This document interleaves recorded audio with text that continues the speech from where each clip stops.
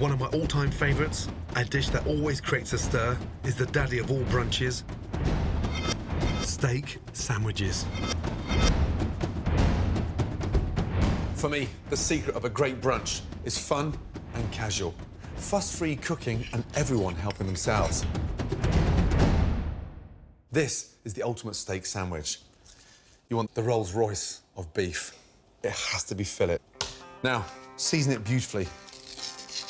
I like to open up the top of the pepper mill to increase the size of the pepper in the steak, so it gives that bit of heat.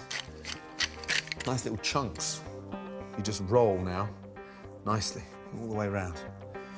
Now, slice the garlic in half.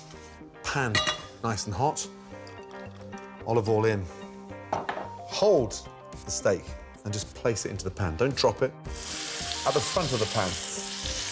We're going to tilt the pan forward to cook the back of the steak, dual purpose. Now, roll it back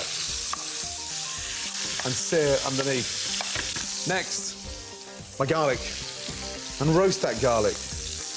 Thyme, fry that thyme. I want to hear it. We're not looking for a lot of colour because you're going to dry out the fillet. So, just one end, turn it back down, and sear the other end in. Lift up your thyme, place it on top of the garlic. There.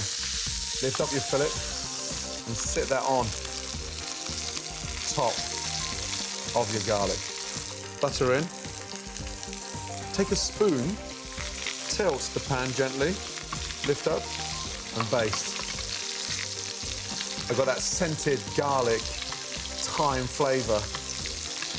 The steak's going to cook evenly because it's sat on a little bed in the oven for 8 to 10 minutes. Pan on. For the relish, you think of a steak sandwich, you think of a sort of nice heated tomato relish. To make the relish, finely dice a red onion. 3-finger rule, 1 in front, 2 behind. Through and chop. Wow. Next, roughly chop a chilli, keeping the seeds in for extra heat. Start off with the olive oil into a pan. Onions, chillied. Generous with the olive oil. I want a nice sort of rich, silky relish. From there, take your tomatoes. You can just use red tomatoes, but these yellow and red make the perfect combination. Now, touch of salt in, pepper, and then roast those tomatoes off. Take a wooden spoon and just sort of break them up. Once the skins blister, the whole tomato just starts to release all that really nice, sweet texture. A little teaspoon of sherry vinegar gives that nice, acidic balance to the sweetness of the tomatoes. Turn down the gas and just let them sort of stew perfectly. Now, a steak sandwich would not be complete unless it had the most amazing mustard mayonnaise. Simply add 3 tablespoons of mayonnaise to 3 teaspoons of whole grain mustard. Now I've got the relish almost down to like a really nice jam. Now, I want to make that relish a little bit more fragrant. Some basil. Slice it through and sprinkle that basil in there. Beautiful.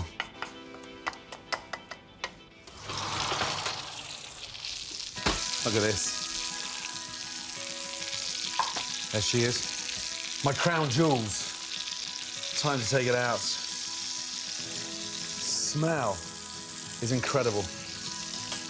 And just baste one more time. The fillet. Touch, it's quite soft in the center, so it's just coming up to mid-rare. Let it rest at the same time you cooked it. It will be nice and pink evenly throughout the steak. To make my sandwich, I'm going to char grill some sliced ciabatta bread. Season it nicely. Just a little drizzle of olive oil. I want to get that bread nice and crispy. Pan nice and hot.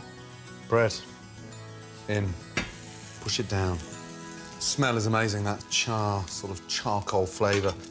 Once you've got those marks on the bread, it just stops the bread from becoming soggy. And look at this here.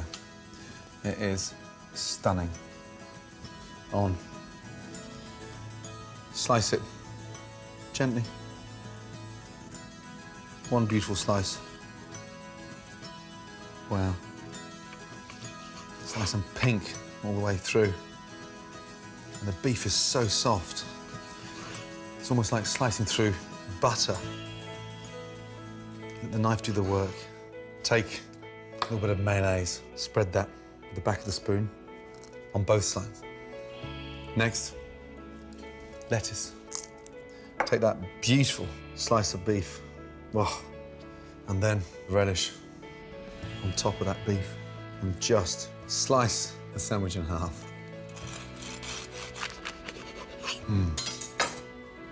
Beautiful. Now that's what I call a steak sandwich. Trust me, serve this sublime sandwich for brunch and you'll put a smile on everyone's face. My next easy standby supper is beef meatball sandwich with melting mozzarella and tomato salsa.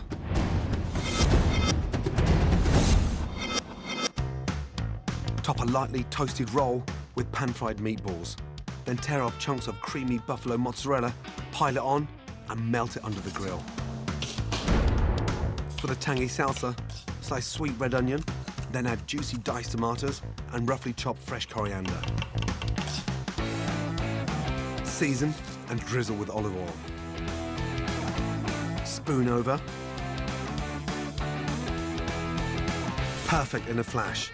Beef meatball sandwich with melting mozzarella and a tomato salsa, a sandwich to die for. My ultimate lunch when I was growing up was very plain, pretty trashy, but I still love it now and again. Fish fingers with a delicious chip butty. The secret of a good chip butty is in the potato. Now these are Desiree potatoes.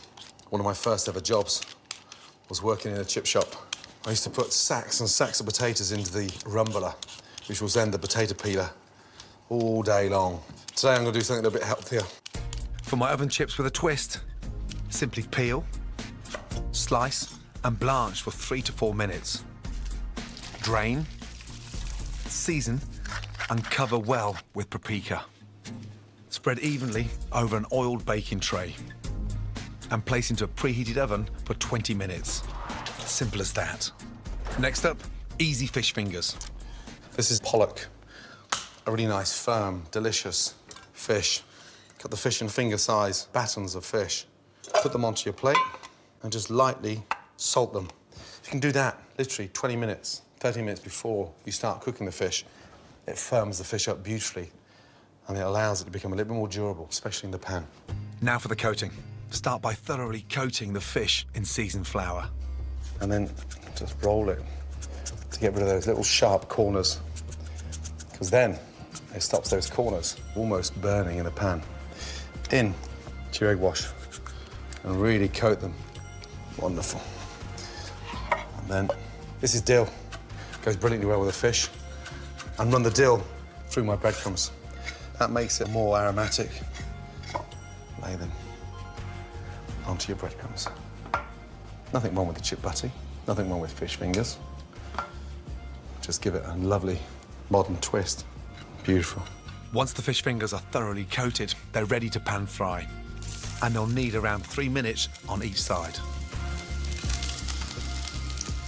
I want the fish fingers to be nice and crispy. Get a really nice colour on them first, and then we'll flip them over and finish them with butter.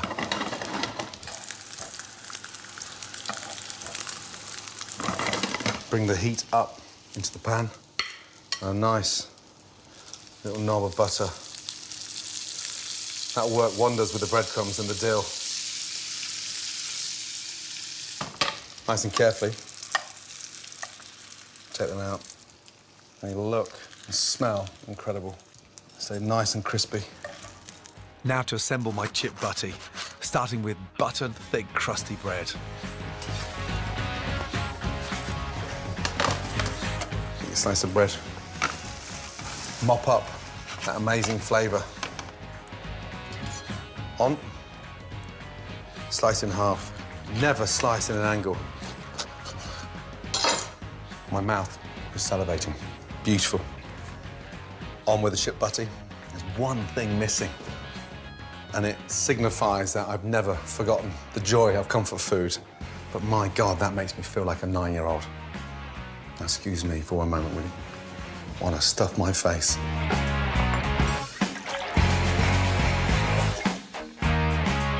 Homemade fish fingers and my ultimate chip butty. So simple to make, but trust me, it tastes amazing. Pan banya. This is a picnic sandwich with a twist, but the secret is in the layers. I'm gonna make a delicious tapenade, a puree of olives, seasoned with capers and anchovies. A nice tablespoon of extra virgin olive oil, garlic in, a little teaspoon of red wine vinegar. That just sort of zaps up the flavour. I quite like leaving it nice and chunky. Tastes better and feels richer. I much prefer spreading a smooth layer of tapenade rather than using butter. Now to prepare my first Mediterranean sandwich filling. I want nice, long slices of courgette. Courgettes can be a bland vegetable. Season them nicely. Once that grill's nice and hot, a tablespoon of olive oil. The more colour you put on those courgettes, the more flavour. While my griddled courgettes cool, I can prepare the bread. This is a stunning, beautiful country loaf, but we're not going to slice it. I'm just going to cut the top off because I'm assembling a picnic sandwich basket. And then, an inch from the crust, I'm going to go around, scoop out a nice, large, hollow. Don't waste this bread. Put that out to dry. It makes the most amazing breadcrumbs. The secret now is filling that cavity with all those wonderful Mediterranean flavours. And we're going to leave them to sort of sit and marinate. Lightly season the inside of the loaf. Drizzle of olive oil. Line with that wonderful tapenade and spread it generously. Puts the groundwork in. Starts to set the tone for the flavours that we're incorporating. Traditionally, the main protein in pan banya would be tuna. I'm sticking with the med, but replacing the fish with some of my family's Italian favourites. Parma ham. I'm going to start lining my sandwich from the centre. Every time I add another ingredient, it's just another stunning layer of texture and flavour. But what I'm thinking about is what actually complements the next layer.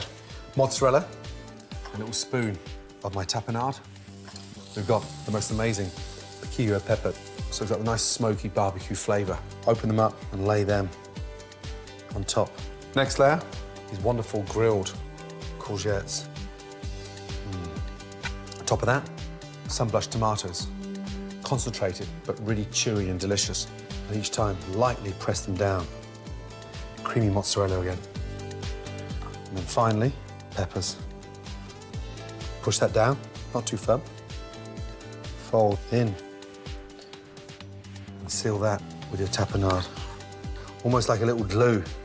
Now, lid on to seal all that flavour in there. And not only travels well, but actually tastes delicious. That is one stunning picnic sandwich.